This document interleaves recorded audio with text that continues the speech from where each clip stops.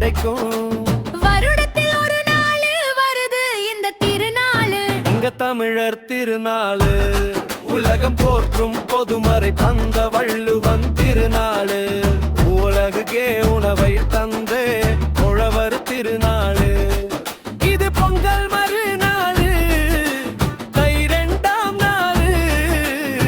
உழைக்கும் மக்கள் எல்லோருக்கும் இந்த திருநாளு. ஆடு மாடு எல்லாம் குடிக்க வச்சு அதுக்கு ஒரு பூசை வச்சு வாயில்ல ஜீவனையும் வாழ்த்தி வணங்குவோம். சமத்துவ பொங்க வைப்போம், சமத்துவ பொங்க வைப்போம். நாம் சந்ததி தொடர வாழ வைப்போம். பொங்கலோ பொங்கலோ பொங்கலோ